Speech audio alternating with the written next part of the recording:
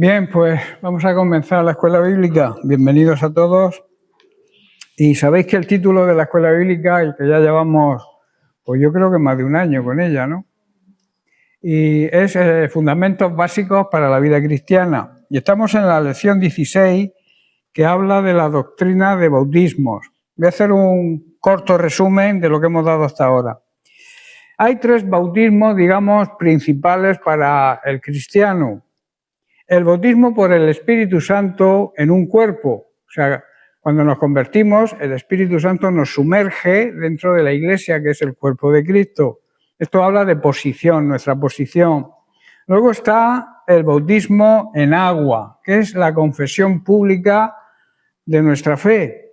Lo hacemos público, el cambio que ha habido en nuestro interior lo hacemos público bajando a las aguas del bautismo. Y luego está el bautismo en el Espíritu Santo, ese poder que necesitamos para poder predicar el Evangelio, el poder que nos capacita también para superar cualquier prueba, por difícil que sea. Y luego existe otro bautismo que puede ser incluido también en la lista para aquellos que quieren vivir de una forma plena, más abundante, la vida en Cristo, que es el bautismo con fuego, que habla de purificación, de ser purificados. Y para eso es necesario la prueba. Nos bautizamos cuando hay pruebas en nuestra vida, en este bautismo. Y entonces esas pruebas nos purifican. Igual que el oro se purifica con el fuego, nuestra vida se purifica con el fuego de la prueba. Estamos estudiando y hoy terminaremos con el bautismo en un cuerpo. Como he dicho, este es el bautismo que recibimos cuando nos convertimos y entonces el Espíritu Santo nos sumerge, nos bautiza en su Iglesia.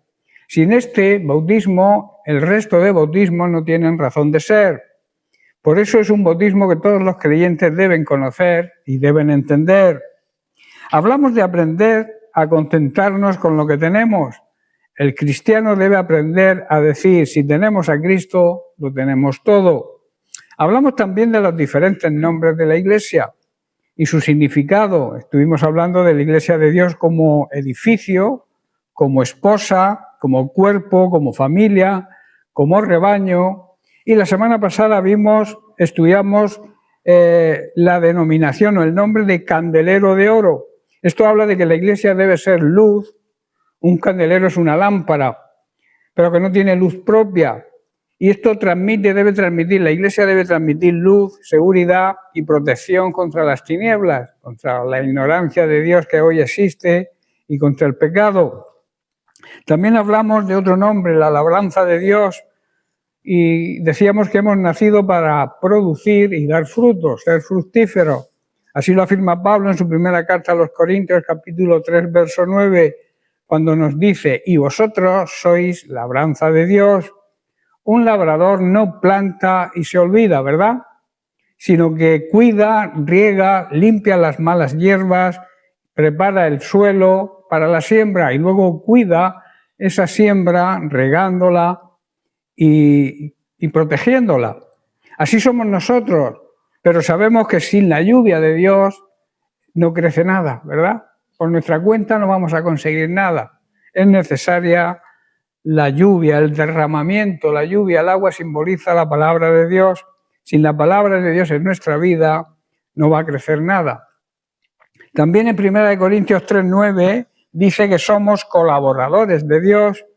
Colaborar aquí significa trabajar juntos con Dios, no solos, no personas independientes como hay algunos, sino bajo su dirección. Y esto es un gran privilegio, pero también una gran responsabilidad. Y el último nombre que estudiamos fue la Iglesia como monte del Señor. Este nombre implica solidaridad, fortaleza y majestad. En muchos pasajes bíblicos, el monte del Señor representa el lugar donde Dios habita, el lugar donde Dios nos habla, el lugar donde se manifiesta su presencia y el lugar donde Él gobierna a su Iglesia. También se asocia con la santidad, la adoración y la obediencia verdadera y la comunión con Dios. El último nombre que se le da a la Iglesia es columna y baluarte. Columna significa una persona, una cosa que sirve de amparo, de apoyo y de protección. Y baluarte significa una fortificación, un amparo y una defensa. Ambas palabras nos hablan de estabilidad, de apoyo y de verdad. En 1 de Timoteo capítulo 3, verso 15, Pablo le escribe a su discípulo diciendo: para que si tardo sepas cómo debes conducirte en la casa de Dios, que es la iglesia del Dios viviente, columna y baluarte de la verdad. La iglesia debe ser columna y baluarte de la verdad. Eso quiere decir que tenemos que defender la verdad, que no podemos andar en la mentira. La mentira no es de Dios, la mentira viene del padre de la mentira, que es el mismo diablo. La iglesia debe ser columna, debe representar la verdad. Esto habla de estabilidad en medio del caos. Estamos viviendo en un mundo que cambia cada día, ¿verdad? Donde las ideologías son pasajeras y la verdad se diluye en opiniones. La iglesia de Dios viviente se debe levantar como una columna, como una fortificación firme basada en la verdad. Pablo aquí no está hablando de una organización humana más, sino de la casa de Dios, donde Él mismo habita. Y donde Dios habita hay estabilidad.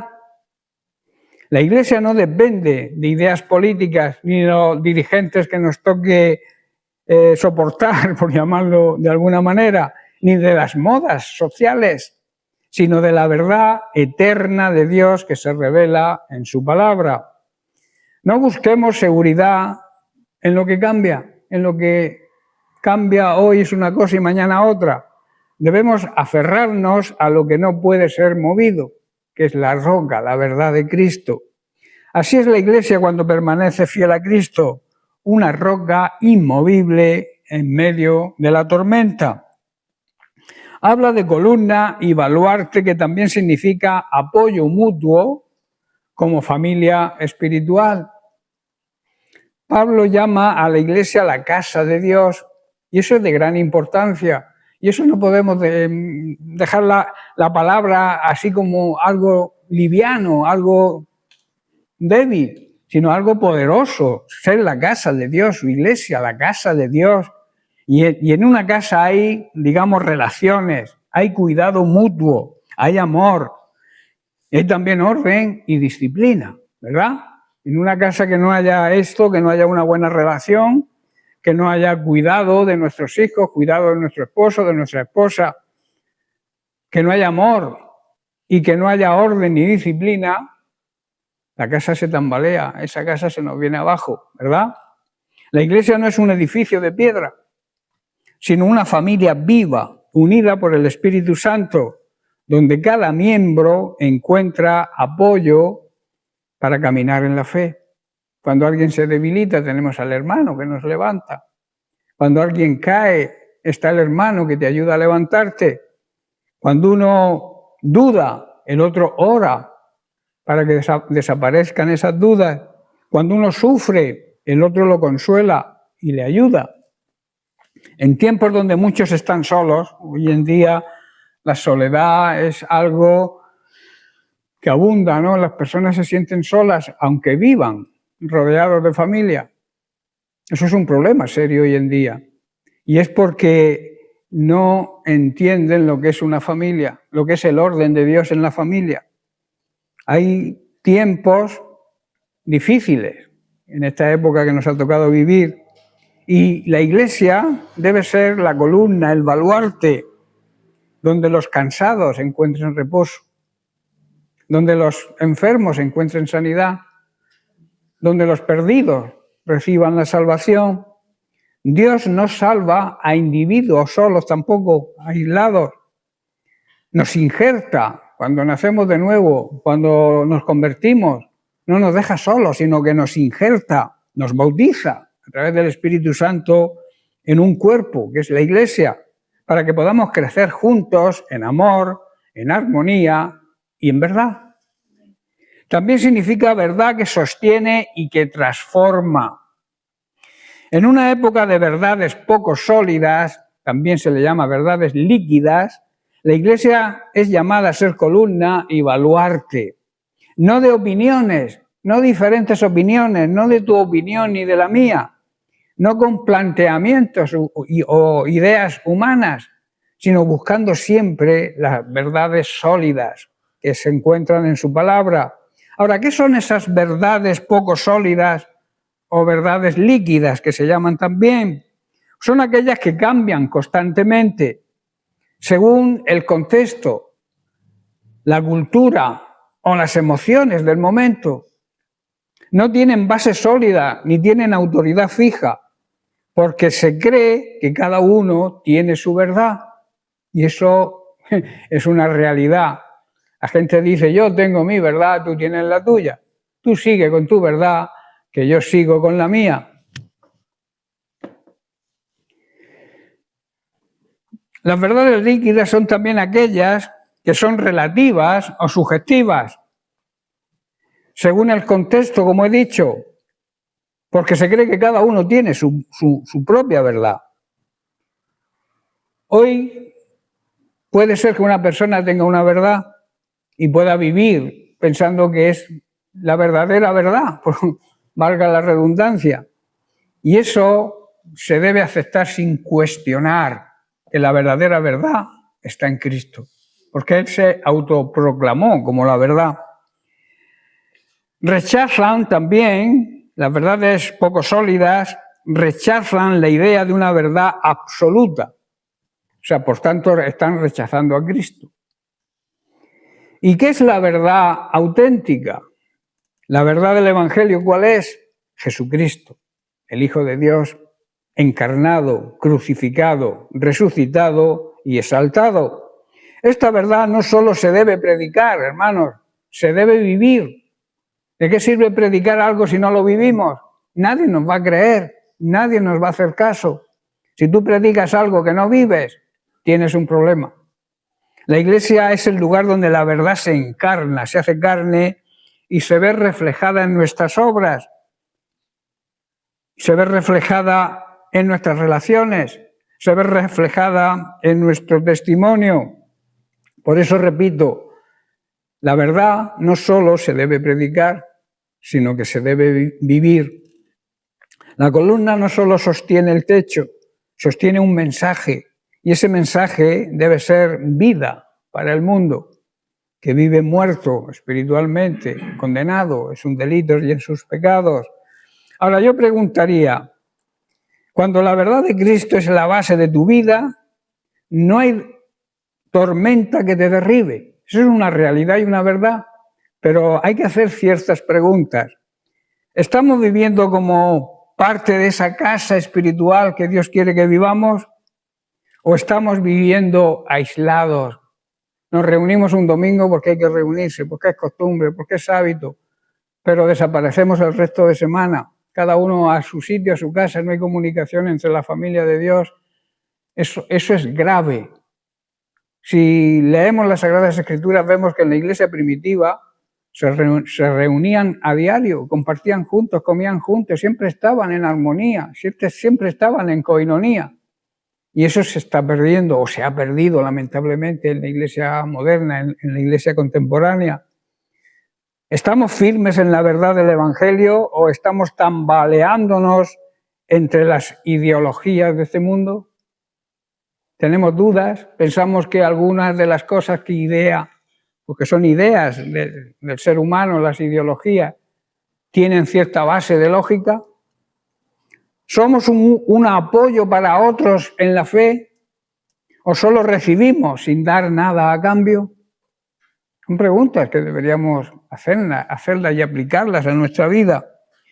Debemos ser agradecidos en primer lugar con Dios por pertenecer a su iglesia, porque es un gran privilegio. Y por ser testigos fieles de su gracia, que podamos testificar de la gracia que recibimos de Él cada día, que en tiempos de confusión la iglesia sea un faro de luz que alumbre en medio de tanta oscuridad, de tanta injusticia, de tanto pecado, de tanto rechazo a Dios. Veamos lo que significa la palabra testigo. desde dos enfoques que se complementan. Primero, etimológicamente, su origen e implicaciones profundas. Y en segundo lugar, la vamos a estudiar espiritualmente, desde una perspectiva radical centrada en la obediencia, en la santidad y en la fidelidad a Dios. La palabra testigo viene del latín testi, que significa el que da testimonio o el que presencia algo. Un testigo es alguien que presencia y luego le llaman. Si se comete un accidente o un asesinato, un robo y hay un testigo, el juez lo llama como una tercera persona para que testifique no lo que opina de lo que ha ocurrido, sino lo que ha visto. ¿Entendéis? Literalmente, alguien que está tercero en una situación para ver, oír y declarar lo que ha visto, declarar la verdad. Por eso los testigos, cuando se les llama en un juicio, se hace por tradición, tienen que jurar sobre la palabra de Dios, sobre la Biblia, porque saben que no pueden mentir. En griego, el término clave es aún más impactante. Viene de la palabra martis, que significa testigo, de ahí viene la palabra mártir. En el contexto cristiano esto significa que ser testigo de Cristo es estar dispuesto incluso a morir por Él. Por eso en la Biblia cuando se habla de ser testigo no se refiere a alguien que simplemente habla, sino a alguien que vive y muere si es necesario por lo que ha visto de parte de Dios y lo que cree. Por eso hay un significado profundo en la palabra testigo. Un testigo no opina, sino que proclama lo que ha visto. En Isaías capítulo 43, verso 10, Dios nos dice, vosotros sois mis testigos. Y en Hechos capítulo 1, verso 8 dice, recibiréis poder, la dinamita, el poder del Espíritu Santo, y me seréis testigos. O sea, sin el poder del Espíritu Santo es muy difícil testificar de Cristo y dar incluso la vida si es necesario por Él. Un verdadero testigo de Cristo no es alguien que asiste simplemente a la iglesia o dice que cree. Es alguien que ha visto la gloria de Dios, que ha sido transformado por el poder del Espíritu Santo y no puede callar lo que ha vivido, lo que ha visto, lo que ha oído de parte de Dios. Pero ojo, no puedes testificar de algo que no hayas vivido, ¿verdad? ¿Has muerto al pecado? Pregunto. ¿Hemos muerto al pecado? ¿Hemos sido llenos del Espíritu Santo? ¿Tenemos la plenitud, la llenura, el poder, la dinamita del Espíritu Santo? ¿Vivimos en obediencia a Dios y a su palabra o hacemos lo que nos viene en gana? Hoy va de preguntas, ¿eh? Si no es así, entonces no eres testigo. Solo eres un simple espectador. Y los espectadores se quedan fuera. Hay que ser participantes. Tenemos que participar, dar testimonio, ser testigos de la verdad que es Cristo. Un testigo verdadero vive siempre bajo amenaza, pero no le importa. Jesús no dijo, seréis mis testigos y seréis aplaudidos por el mundo. ¿Dijo eso? ¿Qué dijo en Mateo capítulo 10, 22? Seréis aborrecidos de todos por causa de mi nombre. Y en Mateo 24, 9 dice, os entregarán y os matarán. Eso es ser testigo, estar dispuestos a sufrir eso. Ser testigo, por tanto, implica vivir una vida que irrita y molesta al mundo incrédulo. Si tú te llevas bien con el mundo incrédulo, no estás siendo un buen testigo. Porque la vida de un testigo verdadero irrita y molesta al mundo que no cree. Somos molestias, somos como una piedra en la zapatilla. Una vida que desafíe al pecado. Una vida que exalte a Cristo sin vergüenza. Y por eso seremos perseguidos, seremos ridiculizados, quizás se reirán de nosotros. Y si es necesario, como está ocurriendo en muchas partes de este mundo, asesinados. La vida cristiana es una vida de lucha, de entrega, de enfrentamiento, de confrontamiento contra la mentira, porque somos la verdad, y la verdad siempre se opone a la mentira, siempre hay un contraste, un choque. Y repito, ese choque irrita a la gente que no cree. Tenemos ejemplos bíblicos, por ejemplo, el joven Esteban, que sabéis que fue el primer mártir, ¿verdad? Muy joven, le apedrearon, pero él no negó jamás a Cristo.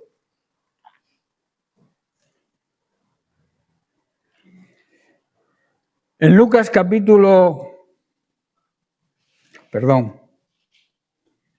también, aparte de Esteban, los apóstoles también todos murieron, fueron mártires, y también los mártires del circo romano. Y ellos morían abrazados con gozo.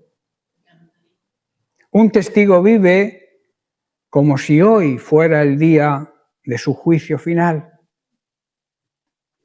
El testigo verdadero vive preparado, porque sabe que su testimonio será usado en el tribunal de Cristo.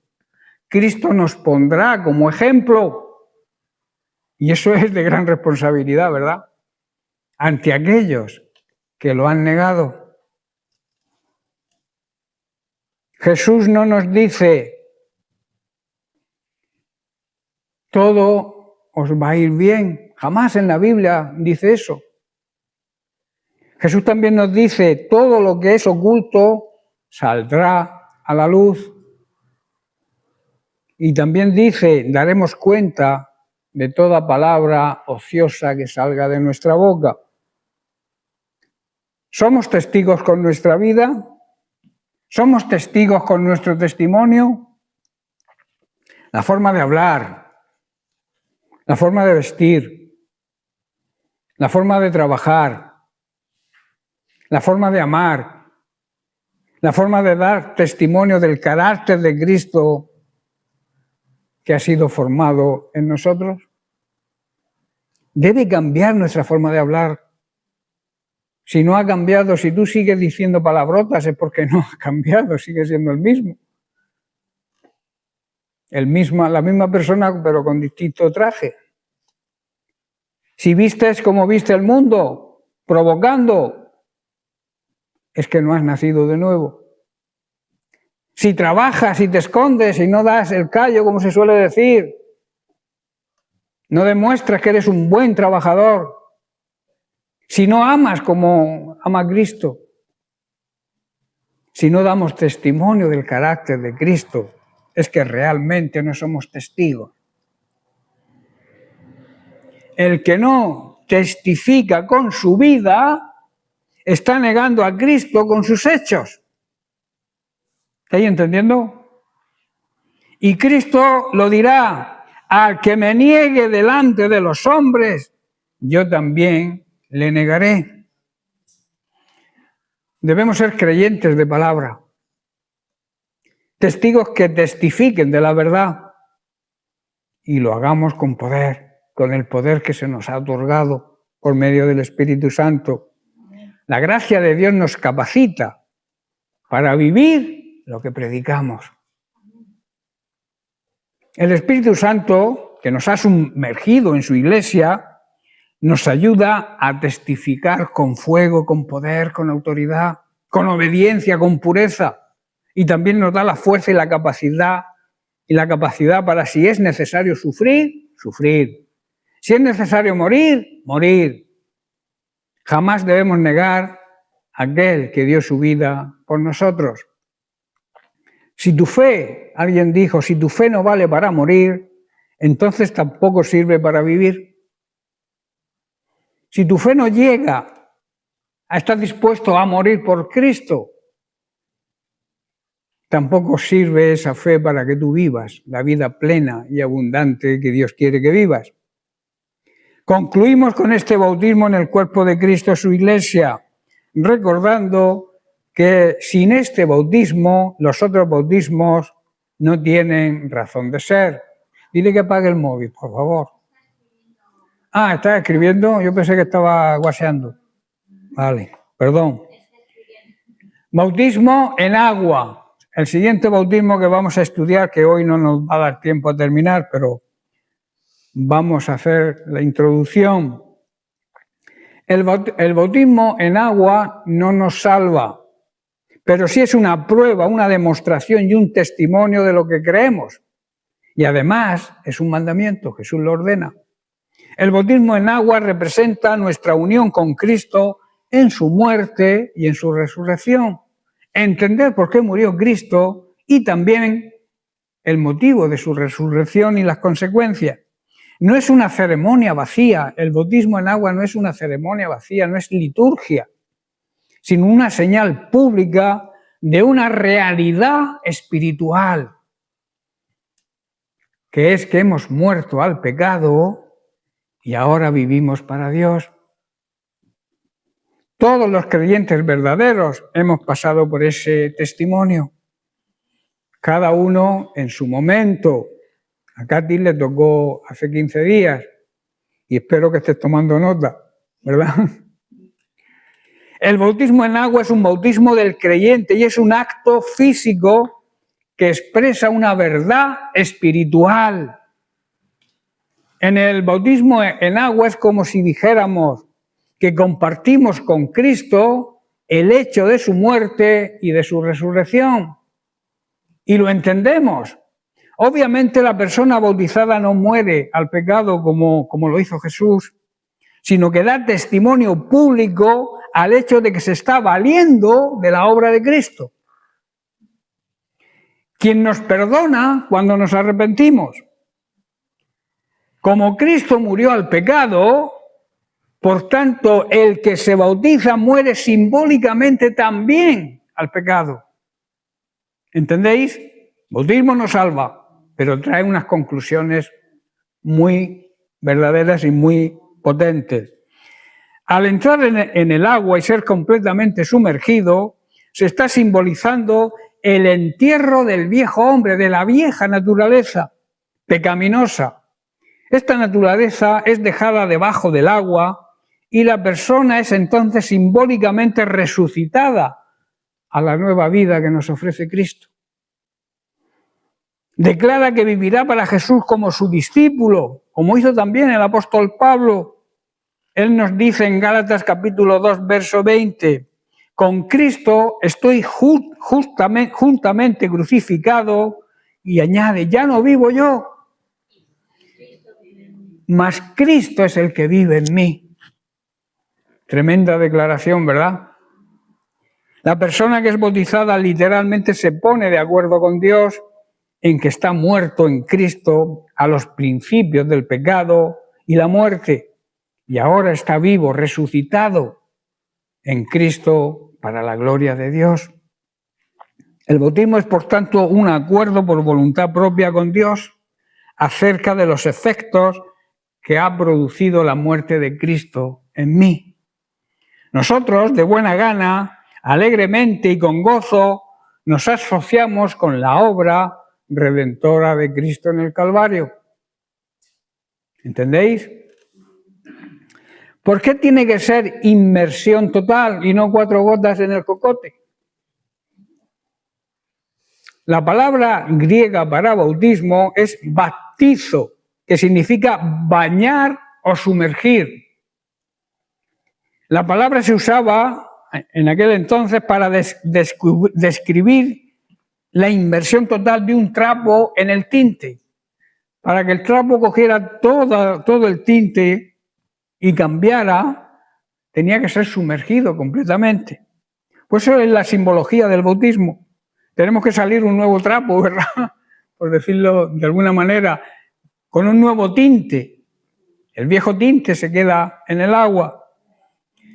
Luego Juan el Bautista dice que bautizaba en el río Enón porque había mucha agua allí, lo cual indica inmersión total. Donde hay poca agua no se puede bautizar. En Juan capítulo 3, verso 23 lo dice, Juan bautizaba también en Enón. Enón significa manantiales de agua, junto a Salim, porque allí había muchas aguas y venían y eran bautizados. La razón principal es que solamente la inmersión total puede simbolizar propiamente el entierro de nuestra vieja naturaleza. La Biblia lo llama el entierro del viejo hombre. En Romanos capítulo 6, verso 4, Pablo dice, porque somos sepultados juntamente con él para muerte por el bautismo, a fin de que como Cristo resucitó de los muertos por la gloria del Padre, así también nosotros andemos en vida nueva. Y también Pablo en Colosenses capítulo 2, verso 12 dice, sepultados con él en el bautismo, en el cual fuisteis también resucitados con él, mediante la fe en el poder de Dios que le levantó de los muertos. Estos dos versículos hablan de sepultados y resucitados en Cristo, ¿verdad?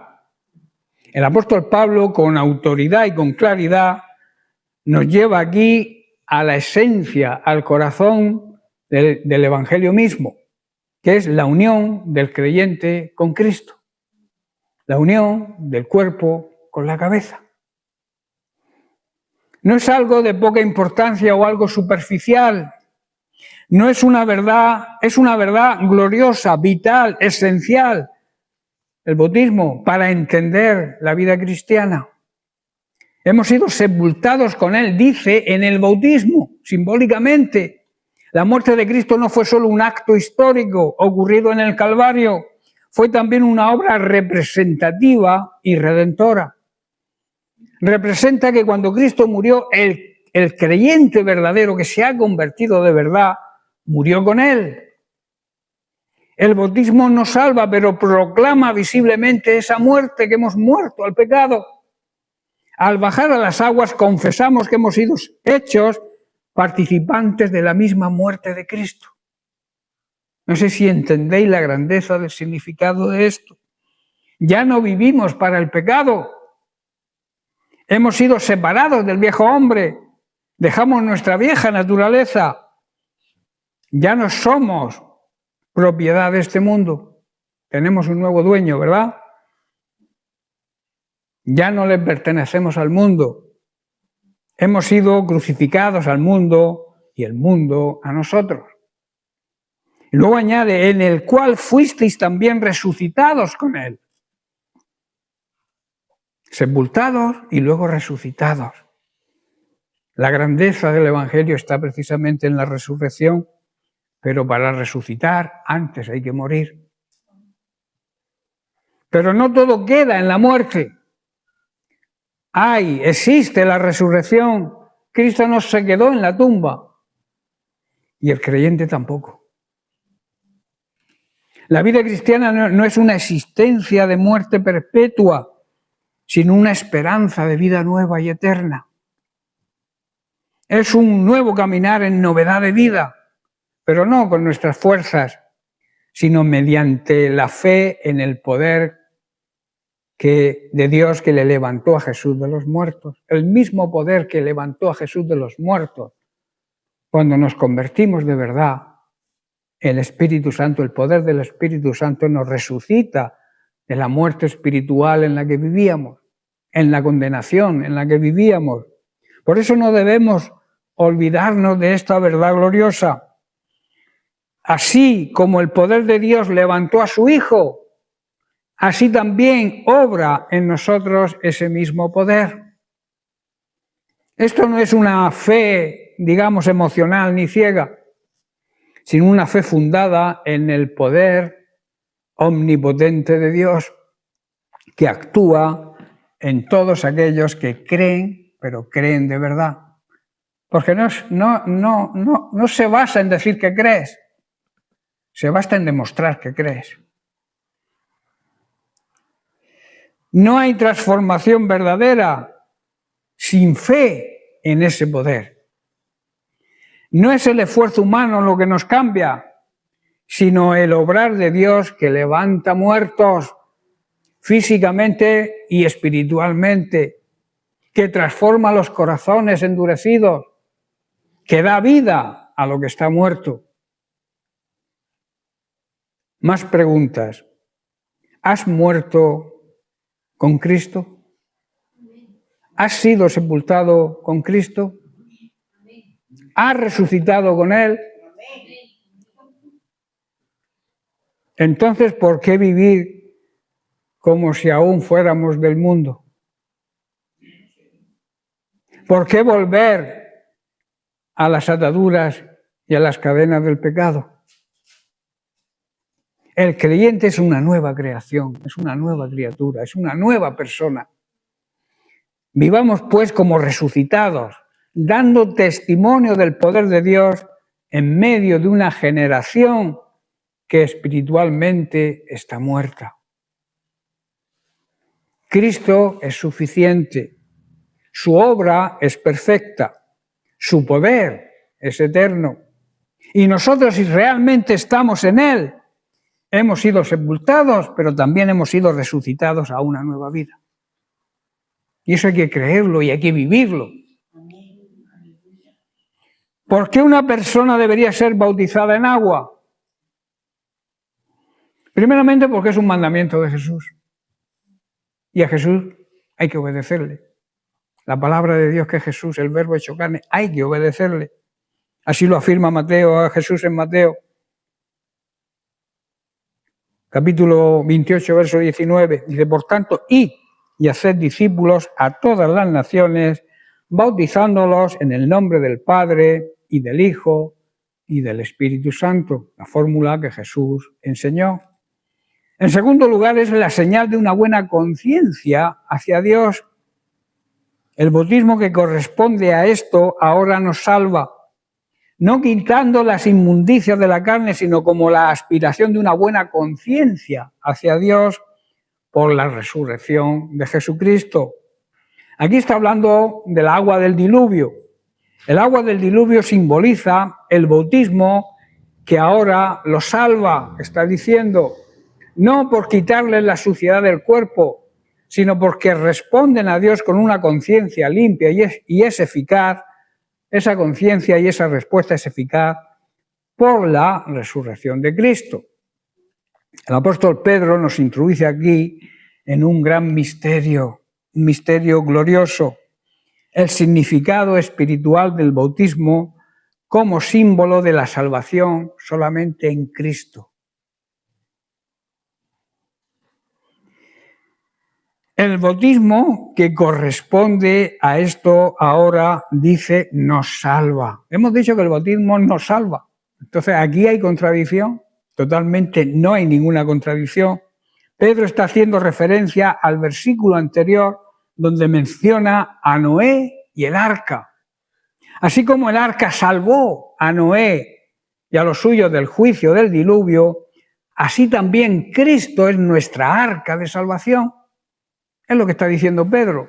No está diciendo que es el bautismo quien salva, está diciendo, porque está refiriéndose, por eso hay que leer los contextos. Cuando sacamos un versículo de un contexto, buscamos un pretexto para crear una doctrina, lo más seguro, falsa. Pero si leemos el contexto vemos que habla de Noé y del arca. Y eso simboliza que el arca de Noé salvó a Noé y a su familia. Y Cristo nos salva porque es nuestra arca particular y personal. Y así como el agua separó a los justos del juicio que venía sobre el mundo impío, también el bautismo señala esa separación. Que hemos sido sacados del juicio para ser guardados en Cristo. ¿Estáis entendiendo la simbología con el diluvio? Ahora bien, aclara Pedro con precisión espiritual, no quitando las inmundicias de la carne. Esto es importante entenderlo. El bautismo no es simplemente un lavado exterior, no es un acto mágico, ni un rito, ni una liturgia. por sí mismo tiene poder, y ese poder es la salvación en Cristo. Y como Cristo lo ordenó, hay que obedecer. El agua no limpia el pecado, hermanos. No es un jabón, digamos, espiritual. Pedro descarta aquí cualquier malentendido. No es la ceremonia lo que salva, no es la liturgia la que salva. Pero entonces, ¿qué es lo que ocurre en el verdadero bautismo cristiano? Gracias por preguntar. Dice, sino como la aspiración de una buena conciencia hacia Dios. El bautismo verdadero refleja un corazón regenerado, nacido de nuevo, una conciencia que ha sido tocada por Dios. Es un compromiso interno, una respuesta de fe y de obediencia. Es la confesión pública de que ahora vivimos no para el mundo, sino para Dios, que hemos sido reconciliados con Él por medio de Jesucristo. Y esta obra de salvación, este nuevo nacimiento ocurre por la resurrección de Jesucristo. Cristo murió, pero su tumba está vacía. No quedó en la tumba. Él resucitó y su resurrección es el sello de nuestra salvación. Por su victoria sobre la muerte nosotros podemos ser hechos nuevas criaturas. Si Él no hubiera resucitado, jamás hubiera podido ocurrir esa regeneración. Sin su resurrección no habría nueva vida. Por eso el bautismo es también una proclamación de esperanza. Así como Él vive, nosotros vivimos en Él. El bautismo es símbolo, no es salvación en sí. El bautismo no salva, repito, salva la fe en la obra de Cristo. No limpia el cuerpo, sino que refleja una conciencia que ha sido transformada por Dios. Es un testimonio visible cuando nos bautizamos de una fe verdadera. Tiene poder y sentido solo por la resurrección de Cristo, que garantiza nuestra salvación. Preguntas. Si te has bautizado, Katy, bueno, todos, creo que todos los que estamos aquí hemos sido bautizados. ¿Fue un rito vacío o una expresión sincera de una fe viva? ¿Qué fue? ¿Fue porque lo hace todo el mundo, porque hay que bautizarse? ¿Fue un rito? ¿Fue una liturgia? ¿O es una expresión sincera de tu fe? ¿O fue una expresión sincera de tu fe? ¿Has decidido de verdad y con un corazón limpio vivir para Dios? Hazte esas preguntas. ¿Vive en ti la vida resucitada de Cristo? ¿O vives en una vida mediocre, lamentándote, quejándote? Si no es así, no confíes en el agua, ni en la ceremonia, ni en el nombre que tenga tu iglesia. Solo Cristo salva. Solo la cruz, lo que ocurrió en la cruz, nos redime. Solo la resurrección de Cristo nos asegura la vida eterna. Cuando venimos a Cristo, cuando creemos en Él, cuando decidimos vivir para Él, es el momento de dar testimonio, de una manera visible, no escondidas, no escondernos. Que vean el cambio producido en nuestro interior y entonces nos bautizamos para que lo vean como respuesta de una buena conciencia que tenemos delante de Dios. También tenemos que bautizarnos porque Jesús mismo fue bautizado, ¿verdad? En Mateo capítulo 3 tenemos la historia de su bautismo a partir del verso 13. Dice, entonces Jesús vino a Galilea, Juan al Jordán, para ser bautizado por él. Mas Juan se le oponía, diciendo, yo necesito ser bautizado por ti y tú vienes a mí. Pero Jesús le respondió, deja ahora, porque así conviene que cumplamos toda justicia. Entonces Juan le dejó. Así debe hacerse, dijo Jesús, porque tenemos que cumplir con todo lo que Dios nos exige. Es una exigencia de Dios, es un mandato de Dios el bautismo. Y el mismo Jesús, que no necesitaba ser bautizado, se bautizó para dar ejemplo, para dar testimonio. Y entonces cuando Juan el Bautista lo entendió, aceptó bautizarlo. Verso 16, y Jesús después que fue bautizado subió luego del agua y aquí los cielos fueron abiertos. Y vio al Espíritu Santo que descendía como paloma y venía sobre él. Y hubo una voz de los cielos que decía, este es mi Hijo amado, en quien tengo complacencia.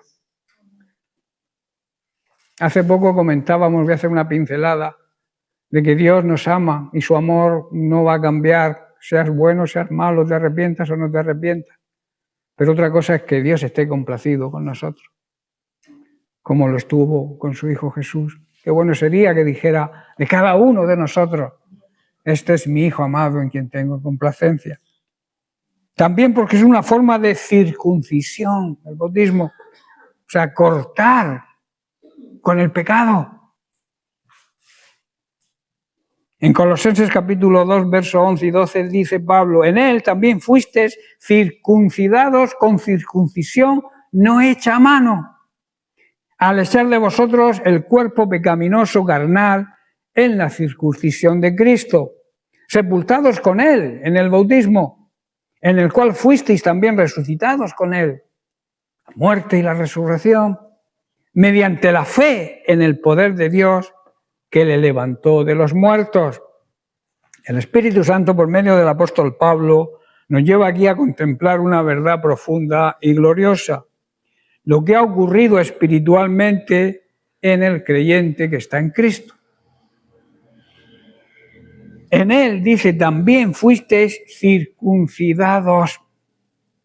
Aquí no se refiere a la circuncisión física, como la que se practicaba en el pueblo de Israel bajo la ley, ¿verdad? Sino a una circuncisión espiritual, invisible, hecha por Dios mismo. Es un acto soberano de su gracia. Pablo habla de circuncisión no hecha a mano, es decir, no ritual, no ceremonia, no exterior. No se trata de cortar la carne, sino de cortar con el pecado. ¿Entendéis? El creyente hoy no necesita adoptar ritos judíos, no necesita ningún añadido, porque Cristo es suficiente.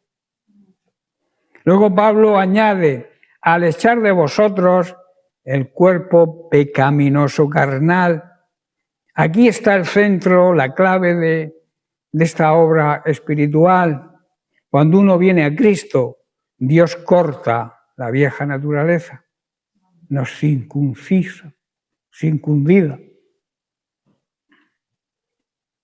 No se trata de una mejora moral, ser mejores, ser un poco mejor, ni una reforma externa, sino de una obra interior completa y radical, nueva creación. Hay que derribar todo lo viejo y que se levante una obra nueva.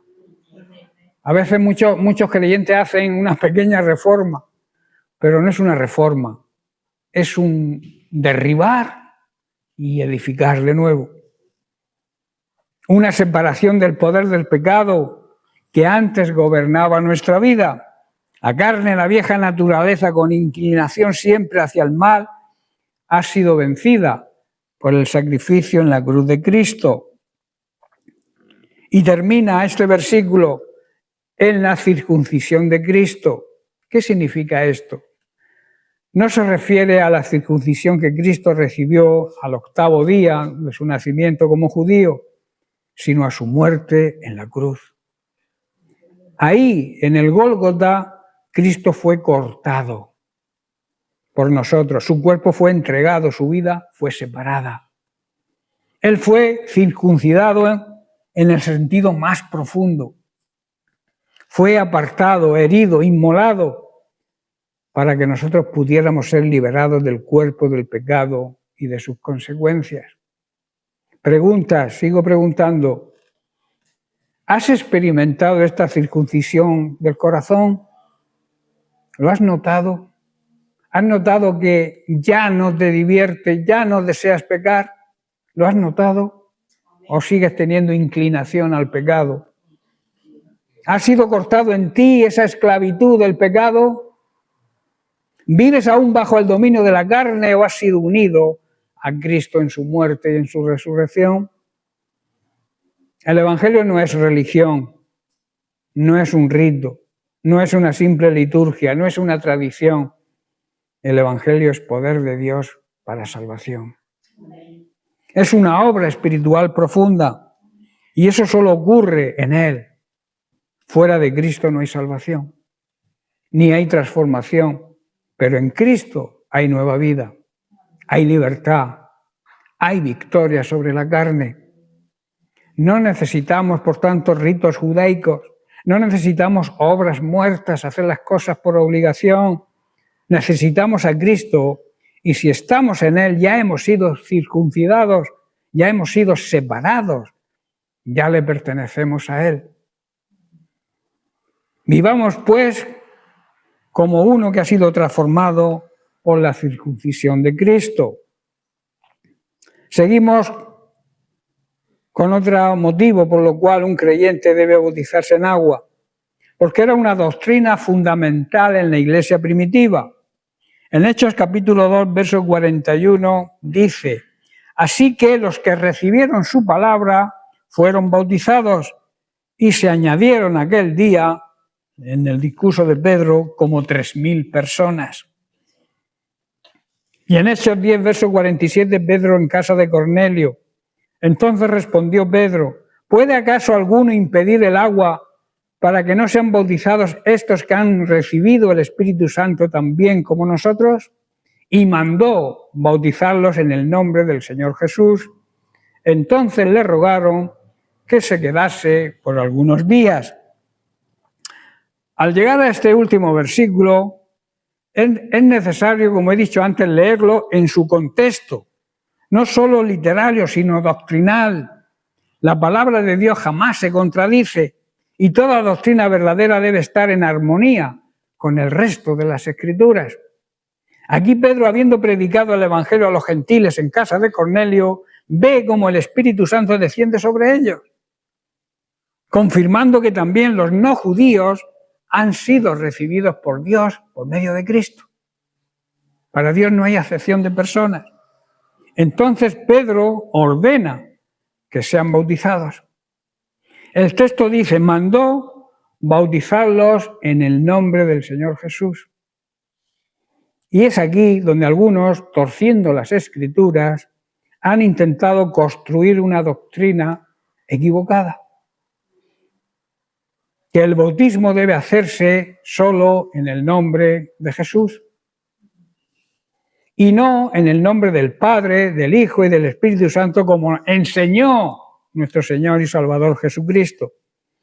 Esta doctrina que todos conocemos de dónde viene, Jesús solo o los unitarios, niega la Trinidad de Dios y enseña que Jesús es el único nombre de Dios, excluyendo la distinción entre el Padre, el Hijo y el Espíritu Santo como tres personas diferentes. Esta doctrina es falsa, va en contra de las Escrituras, aunque ellos sacan el versículo del contexto y forman el pretexto para crear su falsa doctrina. Por eso es un grave error doctrinal y quiero aclararlo con reverencia y con fidelidad a la palabra de Dios. Dice el texto: en el nombre de Jesús. No es una fórmula mágica, hermanos. Esto significa una autoridad espiritual. La frase en el nombre de Jesús no debe entenderse como una fórmula ritual, sino como una expresión de autoridad y representación divina. Es decir, fueron bautizados bajo la autoridad de Jesucristo, el Señor resucitado. ¿Estáis entendiendo? Del mismo modo, cuando uno habla en el nombre del Rey, no implica que uno siempre esté pronunciando el Rey al hablar, sino que actúa por y en representación de esa autoridad que es el Rey. ¿Entendéis? Así también aquí el bautismo es reconocido como válido porque se realiza por mandato del Señor Jesús y con la fe en Él como nuestro Salvador. Y jamás no contradice a Mateo 28, 19, sino que lo afirma, lo confirma.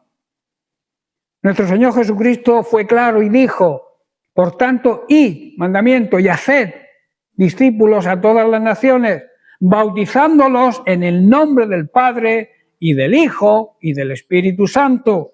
El apóstol Pedro no estaba contradiciendo a su maestro, ni mucho menos. Simplemente estaba bautizando según la fe que esos creyentes habían confesado en Cristo, conociéndolo como el Hijo del Dios enviado por el Padre y confirmado por el Espíritu Santo. La fórmula completa de Mateo 28, 19 representa la verdad de la Trinidad de Dios. Pedro no estaba enseñando una nueva fórmula bautismal, sino identificando que el bautismo cristiano se debe realizar bajo la autoridad de Cristo. ¿Lo habéis entendido? ¿Ha quedado claro? Es complicado, pero lo he entendido. Bueno, complicado. El Espíritu Santo ya había descendido antes del bautismo, otra consideración que debemos hacer. Porque esta secta, esta falsa enseñanza, dice que para recibir el bautismo del Espíritu Santo hay que, para recibir el poder del Espíritu Santo hay que bautizarse primero. Eso afirman ellos, todos lo sabéis. Esta clave dice, esto es clave porque Hechos capítulo 10, verso 44 dice, mientras aún hablaba Pedro estas palabras, le predicaba en la casa de Cornelio, el Espíritu Santo cayó sobre todos los que oían el discurso, el mensaje, y no estaban bautizados, ¿verdad?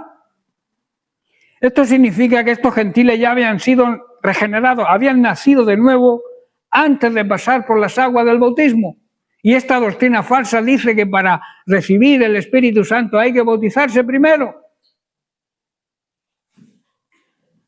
Esto para aquellos que tengan alguna duda todavía y llamen hermanos a los de allá.